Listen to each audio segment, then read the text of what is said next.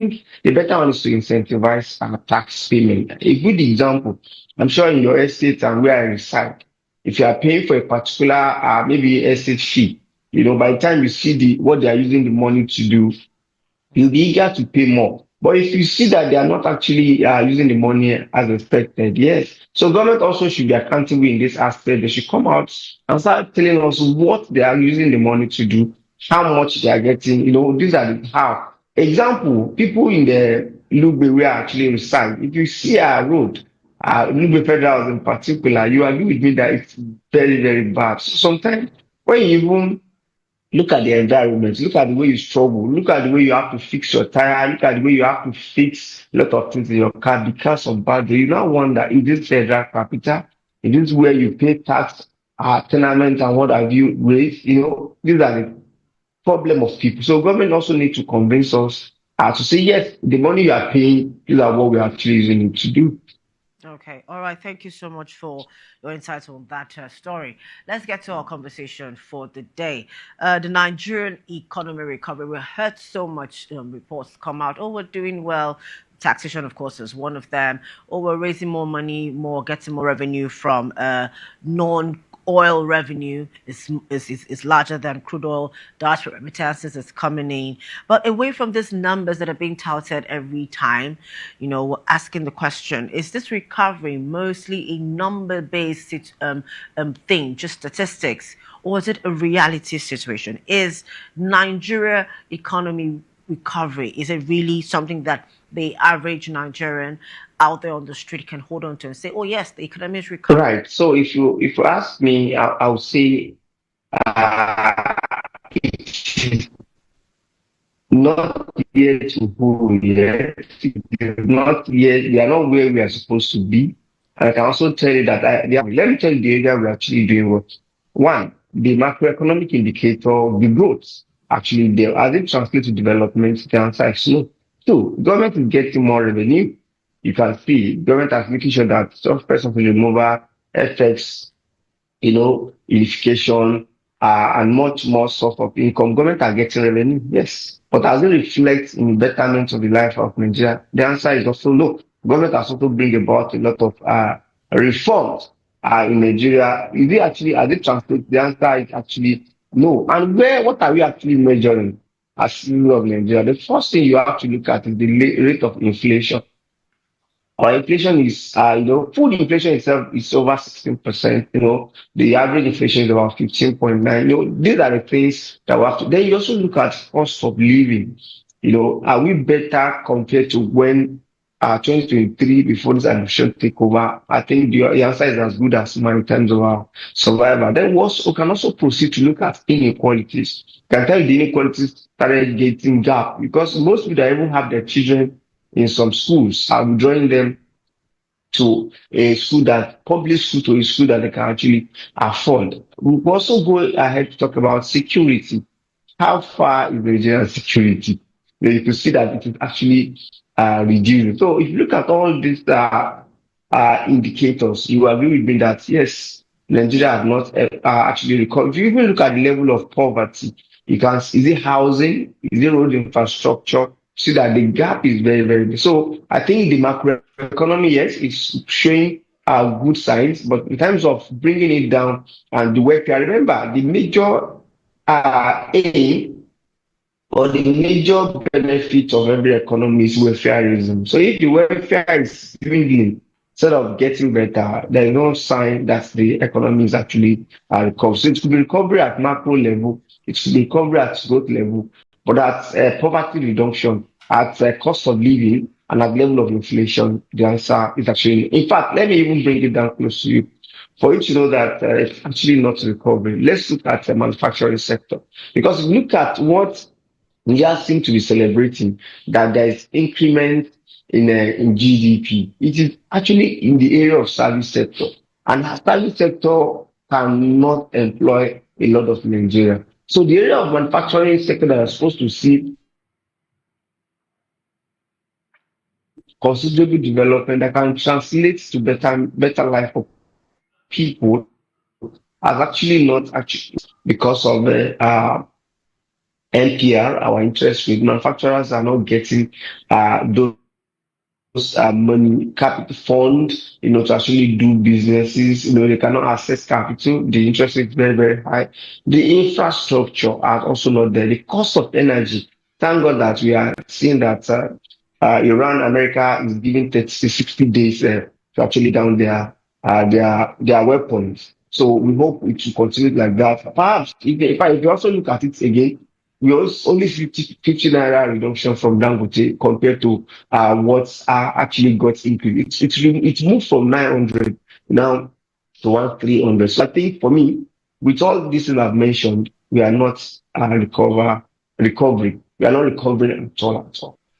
Okay, you mentioned the GDP growth. Now you said the services sector, of course, talk about the growth, and the services sector is actually the one who's doing it. But are there other sectors of the economy that's actually aiding the GDP growth?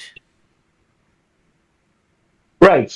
Of course, we have some like what we can say maybe agriculture sector is actually doing well to some extent, but it's not to the level as a Nigerian country. It's not the level that we actually expected. So I think our telecommunication, which is also service sector. In fact, I can tell you the area that is actually doing well is the banking because they have that resilience and our stock. That's where we actually have that move is actually doing well. But aside from all this that I mentioned, other ones actually suffer. Remember, I said that service sector cannot actually employ Nigerians as a sector. So imagine if you have maybe plus 200 industry that we just introduced maybe only this year. I can tell you that it takes millions of people out of the unemployment cycle and give them considerable employment. So these are the area we must start looking at. The last time I engaged in a particular conversation that talks about textile manufacturing, and we look at the decay in that area. We look at it as reduced from about 80 as a 19 about 80 as a 1980 to like 345 is actually working. So we are importing poverty by importing textile from other country, and that's what we are actually supposed to have a comparative advantage. That is, we have the cotton as a sector, and we have the manpower as a sector. If not for the uh, technology, not for the fund capital that is not available for people, and the funding, the technology, and also the a lot of things actually come together that is actually bringing this one. So because if you are actually remember before as at 1980, 1990, the second largest employer of labor, which is in textile industry, and that textile have actually gone, moribund. Seriously, smuggling has actually taken over. If you ask me, yourself and myself, the clothes we are wearing, is it actually imported or not imported? We cannot even differentiate that. So I think that's the area we must start looking at critically. If our textile industry, only the textile industry can come back to life, I'm sure we will not be complaining about employment because to be second largest employer of the perhaps if government is employing about 20 million Nigeria, maybe manufacturing sector would have been doing like 10 million, and that would have actually assisted us. So we need to do access to fund. We need to look at also production of the raw material that has to do with technology. These are the key things the government must look at critically. All right, so I want to go back to something you said in the beginning about macroeconomic improvements and things that are happening, and there's not some sort of what's the word now to use? Experience, reality experience by households. Why is that gap, that wide gap between what we're seeing, the numbers, the papers, the statistics, and what's actually on ground? And how can that gap be bridged?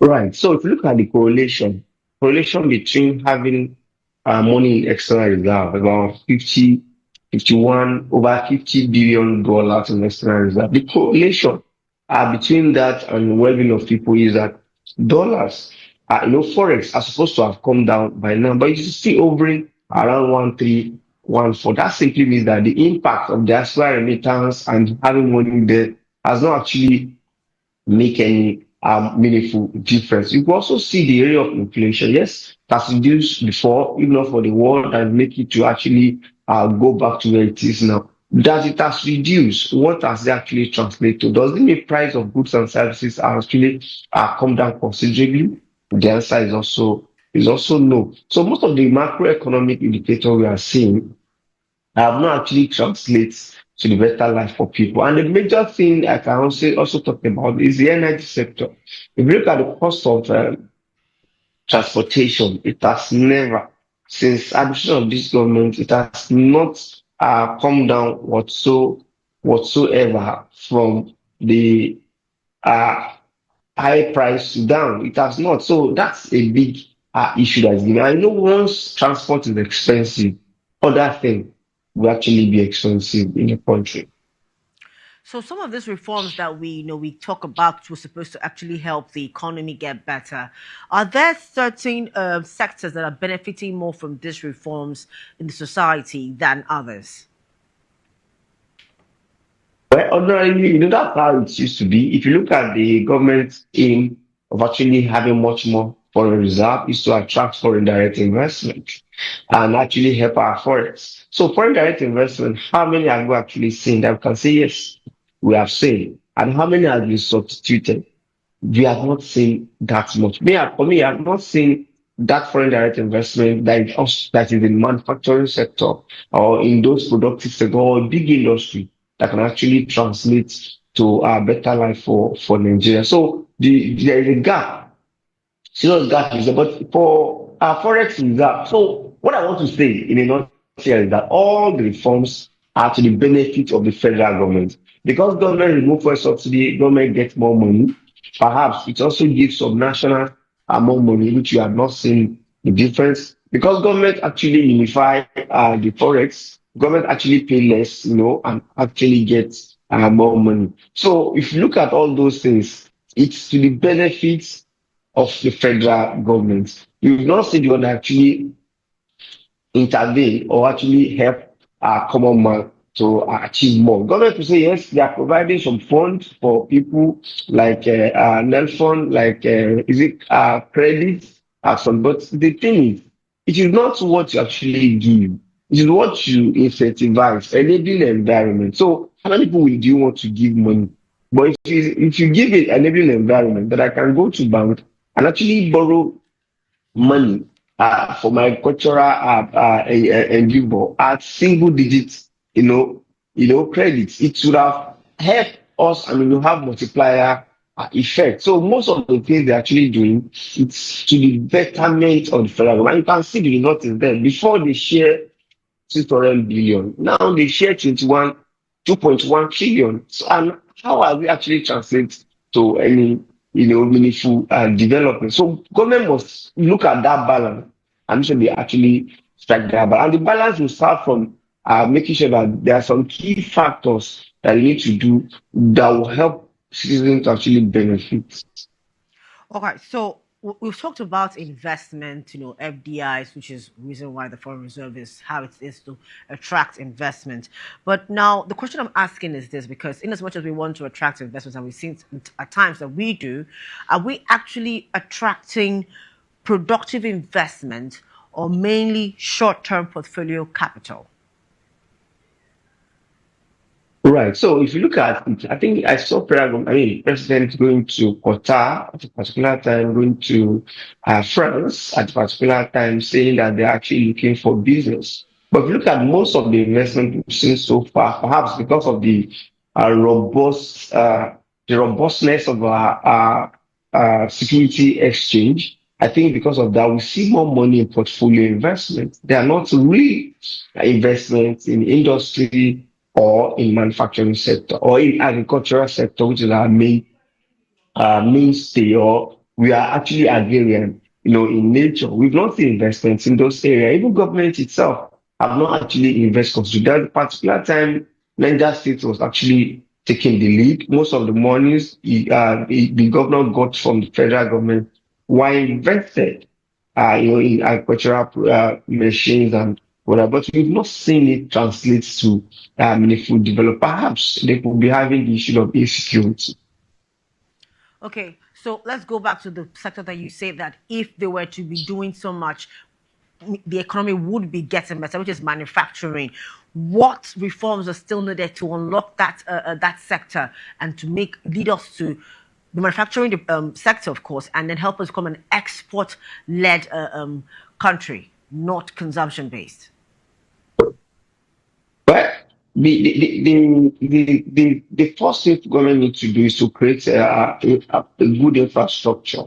Government has actually unbundled the electricity sector, but it's saddening that we've not seen considerable investment from those states.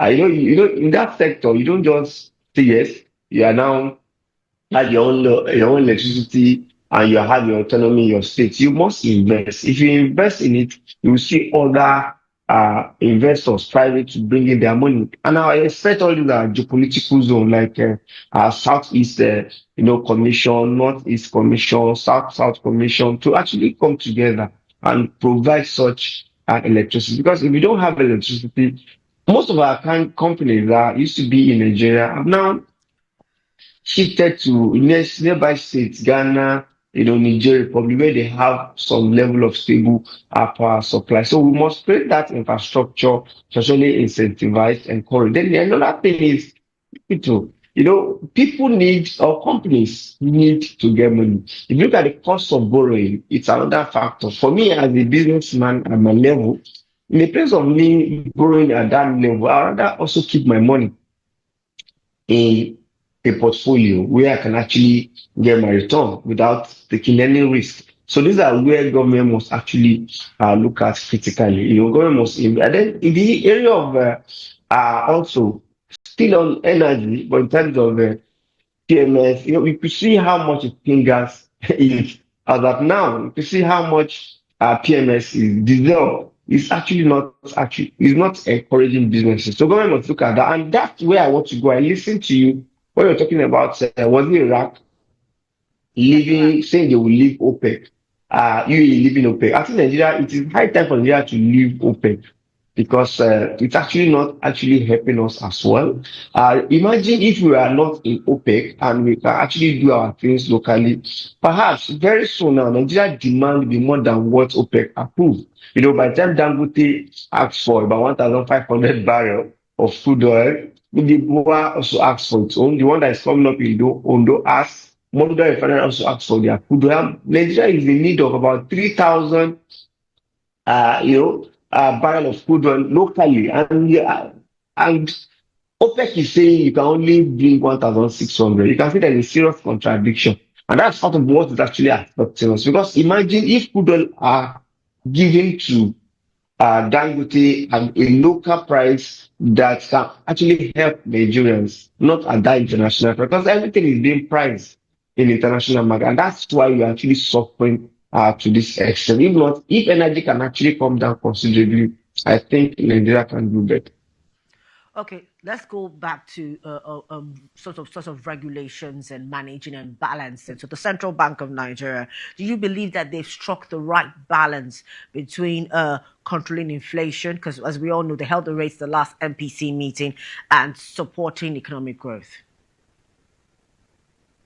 Well, for me, it's a serious contradiction because you're actually sacrificing groups because you want to reduce the inflation. For me, in as much as we know that because of what happens in the Strait of Hormuz, government needs to actually take hold. Though we are expecting, in fact, in their January or so February, before the issue happened around that late February, they said they are hoping to continue to ease the NPR. But even at that, sometimes you don't sacrifice growth because we are saying because of inflation, you don't want to encourage people to invest in manufacturing sector, in industrial sector. It's a problem. More so, they say there is plenty money in circulation. I think they should do more research on the plenty money on the money in circulation. For me, I think the money that is in circulation are actually being churned out by federal government to the states. When you give state a whole lot of money and without a special direction. And that's why I also have some little challenge with the Renew Hope agenda. There is no agenda that cut across the states. the federal government and local governments. I remember it's an opportunity for Tinubu-led administration because it's APC taking about 90% now. So I think they should have a kind of robust economic plan that will resonate with these three tiers of government. Example, during Obasanjo, there's what they call need for the federal government, speed for our states, then lead for national economic empowerment development strategy, whereby if it's agriculture you want to focus on, you tell the state government this money that we are giving you, invest so percentage. It might not even be documented, but there will be an understanding within the political party, within APC that invest so that we see it could be visible. So if it's only food, we can actually crash to an extent. We can say yes, because the little reduction we see in the cost of food is, for me, is artificial. We are actually opening our border to some food to come in. So imagine if we continue the trajectory of what does Buhari call it? The Ankoboro. To continue the trajectory without giving political farmers money, you give real farmers. By now we should be self-sufficient, but we are going back now. Farmers are now crying. Fertilizer are very, very expensive. So I think government should look at their priority and pick the right thing, that need to be solved. Do you think that the current interest rate is, helping macroeconomic stability while constraining private sector investment? Two-pronged question. And what policy measures would, encourage greater private sector investment in the economy? Right. So we must actually commend CBN, but for me, if we are commending them, we must also look at where they took the administration. They have been able to reduce all those numbers, but they are not taking us to where we were before we actually took the administration. So for them putting up a lot of reforms, believe the change, looking at cryptocurrency, looking at a lot of things to actually bring the inflation to where they actually, yes, it's commendable. But for me, I don't agree with the level of our NPR. They need to look at it critically and encourage people to actually, today, government must also look at some critical manufacturing sector to support. So if you create a special support for some of them, I think that would have actually, or perhaps you can see areas that are much more sensitive to the development of the country. You can support them because most of them are actually closing down. All right, now let's go to, as you said, some people are closing down, and one of the major the major people that actually help our economy are the small, medium, and rather micro, small, and medium enterprises of the country, the MSMEs. Now, what immediate interventions would provide relief to these people that actually make up our economy? Right. So, in as much as we have over 50% of small, 50 million small and medium enterprise, they actually deserve a focus. We are seeing what BOI is doing, but it's not actually enough. And it's not giving out money. It's creating a good atmosphere, enabling environment that encourage people to do business. There's no business you want to do that you don't need capital to do it. And needing capital simply means that you need to go back to bank. And when you go back to bank, you need to go borrow. That's the problem. And the cost of energy.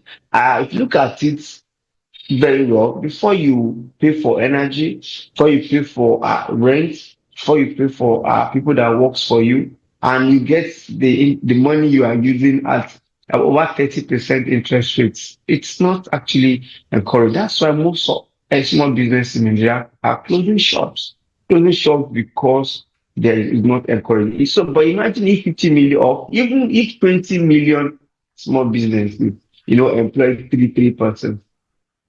Calculate the number. That simply means that government need to come to that level and focus on medium and small business. We are giving microcredit, but I've not even seen someone that actually benefit from those things. So these are the things government must actually look at critically. And we must also look at our knowledge area. I was in Kenya and I tried to see how they are doing it. They have some programs that actually focus on developing people's skills. Once you finish secondary school, you go to those places, 2 years, you are well skillful to do a lot of things. So we must also look at it from that angle, developing people's skill to actually do something better. Okay, so one of the issues we have in this country is the cost of doing business, as you mentioned, and energy. If we can resolve that situation, that problem, that would be perfect. That would make things a bit more easier for a lot of people. But away from just energy, what other reforms could actually improve productivity and reduce the cost of doing business? Right. So I remember it was in my thesis. I actually look at poverty, the impact of poverty reduction programs in Nigeria. Therein, I look at different poverty reduction programs that successive administration have put in place, NAPEP, You Win, Empower, which saw that most of those things are top to bottom approach. Uh, Someone will just sit down in the comfort of his or her office, design a poverty reduction program that doesn't resonate with people, that are actually much more theoretical than being practical. So what I suggest is that there should be bottom up approach. We have 774 local governments. What is obtainable at Arugungu is not the same thing as what is obtainable in Bias in Brass. So it's not what is obtainable in Egbeda in Ibadan. It's not the same thing that is obtainable in Oloibiri. So you must start looking at it critically. So when you are bringing solutions, it should resonate with that environment. Perhaps someone in Bayelsa only wants to do fishing better. So and that's where you need he or she need empowerment. Someone in Kebbi want to farm better, want to actually plant that tomato better. So you should look at it from that perspective, not using one size fits all for everyone. It does not actually work at all. And that's why most of the poverty reduction program that aim to empower the youth is not reflecting the development of our country. Final question. How can the government ensure that foreign investment leads to more jobs, higher incomes, and improved living standards? Well, that answer is just everywhere. The first thing is that insecurity. You see, people do not want to invest anywhere that is volatile. So volatility brings a lot of problems. It brings uncertainty, it brings complexity, and it brings ambiguity. And anywhere you have all these problems, you don't want to invest your money. And that's why it appeared that Mr. President is actually trying to woo a lot of investors, but they seem not to be coming. Or perhaps they invest in our portfolio and investment opportunities. So I think the first thing is to look at security very well. The next thing is to look at enabling environments where business can actually thrive. And thriving business simply means there should be considerable infrastructure and access to capital. I think access to capital is another factor. In my arguments on this your business platform, I've raised it several that you don't need to ask people, small businesses, to bring a landed property or a house to borrow money. Someone who need 1.5 million, they are saying they should bring landed property. There should be another way. You could also use the even NYC certificate, you could use the traditional ruler.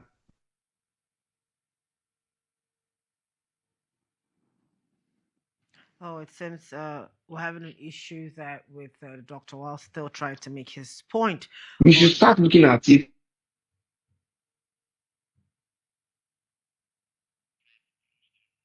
all right, we've lost the doctor on that conversation, and that's where we'll be ending it. But you've heard everything he said. One of the most important things is dealing with the insecurity situation in the country. It's if it can be dealt with, most likely half of our issues will be resolved. Dr. Aliyu Elias, thank you for joining the program this morning. It's been a pleasure to have you on the program this morning. Thank you for joining us.